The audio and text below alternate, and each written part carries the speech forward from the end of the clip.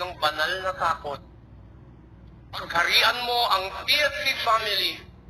Pagkaisahin mo, Diyos. In the mighty name of Jesus Christ.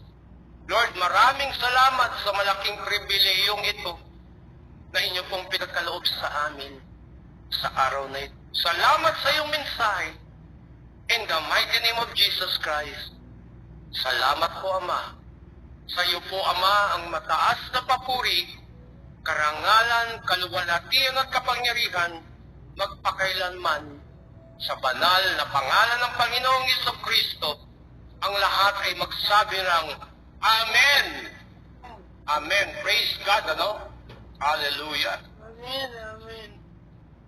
Ganun po, ano po, ang ating pamagat ngayon, tandaan natin to, no? Ang ating pamagat, palakasin